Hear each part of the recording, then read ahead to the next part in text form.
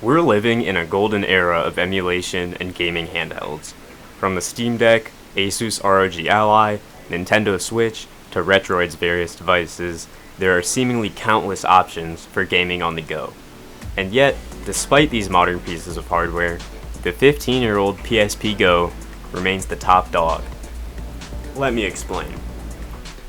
Despite being released roughly 15 years ago, the PSP Go continues to be one of, if not the best handheld for portable gaming and emulation.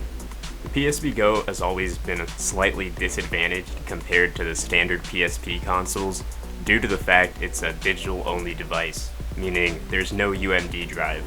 Plus, it uses an M2 memory card instead of a memory stick for storage expansion, which is essentially required as the internal 16GB of storage fills up fast once you start loading PSP games and ROMs on the device. Memory stick to micro SD card adapters can be found on Amazon for less than $7. However, we can overcome this storage dilemma with a new M2 to micro SD adapter.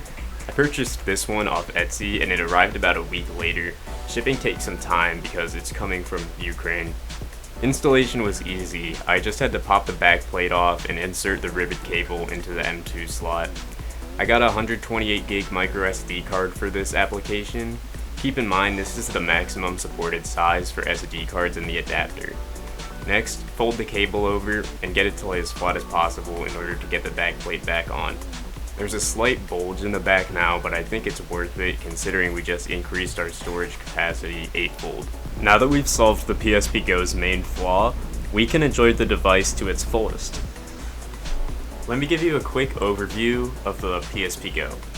We have a 3.8-inch LCD along with the PlayStation button and speakers that slides up to reveal a standard PlayStation controller layout with an analog stick placed where you typically see the select button, leaving the start and select buttons stacked on top of each other opposite the thumbstick. On the back we have L and R, as well as the volume control and brightness button. You have 4 brightness options to choose from. The music note button back here can be held down to mute the audio of the PSP, and when playing back MP3s, it toggles through bass presets. On the right, you have your sliding power button, along with a power LED, and on the other side, there's the M2 slot, which we've occupied with our ribbon cable adapter, as well as a wireless toggle. There's also a small plastic loop in case you wanted to attach the PSP to a lanyard or something, and the bottom of the device is where we find the 3.5mm audio jack and proprietary charge port. Quick note regarding the cable, make sure you have a cable capable of data transfer, as there are some cables only capable of charging the device. When I bought this PSP Go, it came with one of those cables and I had to order a new data cable online. You'll need the data cable if you want to transfer files between your Go and PC.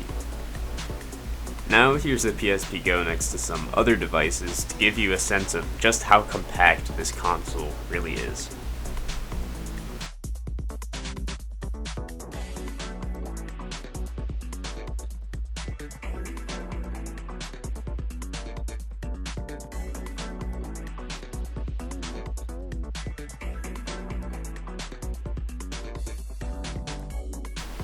Something I realized in the process of creating this video is I have a soft spot for Sony personal electronics. This video was filmed on my Sony a5000 that I purchased 9 years ago. I edited it using my now third pair Sony MDR-XB950B1s, which is my favorite headphone of all time. And for the past month or so, I've been enjoying my favorite childhood games on the Sony PSP Go. The PSP game library features a few PS2 game ports like Star Wars Battlefront 2, Tony Hawk's Underground 2, Crash Tag Team Racing, and Tekken 5, allowing you to play PS2 games portably. But the PSP has another trick up its sleeve: the entire PlayStation 1 library. Yes, you can play your favorite PS1 games on your PSP in just a few steps. It's really easy to convert your PS1 game files right over to a PSP file. Here, I'll show you how. Alright, so now I'm going to show you how to convert PS1 games into playable PSP games. So you're going to want to download this software called PSX2PSP, and it's very simple to use, but we'll convert a game right now. So first you need to choose the ISO. We're going to be doing Castlevania Symphony of the Night. So then just press open, and as you can see, it autofills all of these, so no need to mess with that. Then we're going to want to choose our icon image. This will display on the PSP, and then also the background image for when you're actually opening it, like hovering over. So now that we have all of that, we just press convert, and we wait.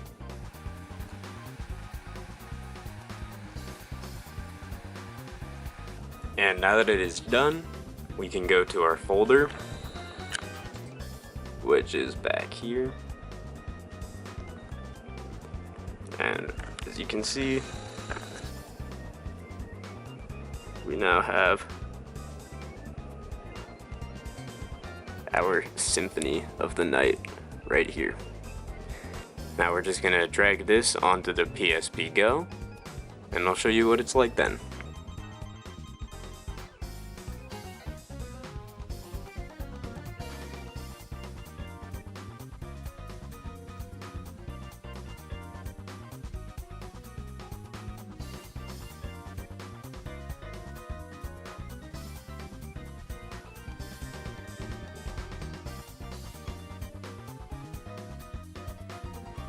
Alright, now we just exit USB mode.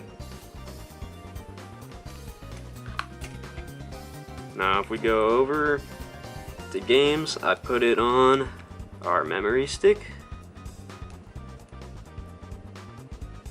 And there we have it, Castlevania.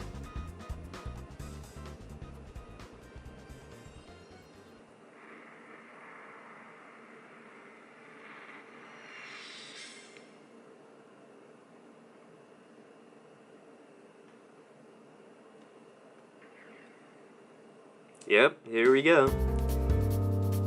PlayStation 1, right in your pocket. In my opinion, the PSP Go is the superior PSP console, as it's the most portable and it's more special than the other PSP models, with its slide-out screen reminiscent of old cell phones of the era. Additionally, if one of your main objectives with the PSP is to relive the PS1 library, then the PSP Go beats all other models simply because they literally slapped a PlayStation 1 controller below the screen and gave it a little analog stick mole. Why would you even buy a PS1 when you can get a handheld that plays not only PS1 games, but PSP games too, and even more consoles once you throw some homebrew on there? You can be playing Pokemon, then log off, play Star Wars Battlefront 2, hop on, and then play some Castlevania, and then play some Gran Turismo 2. After owning an original PSP 1000, I definitely enjoyed the experience of the Go much more than that of the standard console, especially because of the portability. It's so much easier to shove in my pocket as opposed to the chunky 1000, so I can comfortably walk around with my phone and the Go without feeling like I'm hauling a brick. The form factor of the PSP Go encouraged me to actually convert my entire Spotify Wrapped to MP3, and then download it and load it onto the Go to use as an MP3 player. And I can report it does an excellent job as an MP3 player. I'm particularly fond of the numerous audio visualizers you can choose from.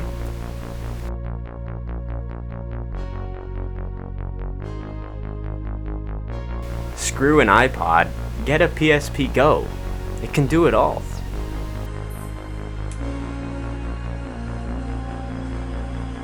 Okay, so I'm gonna be honest, this video's taken a long time because this thing is just so fun. It's been sucking in a lot of my hours into playing it, which hasn't really ended up well for any of us. But the video will be sick because I've used it a lot. But yeah, that's why it's late. Anyway, I'm gonna keep playing Gran Turismo, so you can keep watching the video. Alright, bear with me here as I explain a phenomenal use case for the PSP Go. iPad and iPhone babies are seen every day, and it's clear that such a large access to content is fine for an adult, but potentially dangerous or traumatizing to a child. That's why I think the PSP Go would make a great first device for your kid. You can load TV shows, movies, music, and play all the video games you want without the dangers of the internet that you get with mobile devices of today. Free of a camera, free from TikTok and Instagram, the PSP Go might be the best portable media player of all time, and I think that children would enjoy it not only because of all the previously mentioned games and features, but also because it's just so satisfying to flip open the Go. It's like a fidget toy on its own. You feel like an important fancy businessman of 2009 folding out his keyboard on his LG Xenon. But unlike him, you don't have to worry about what's going on in the markets right now. You just have to worry about choosing what game to play.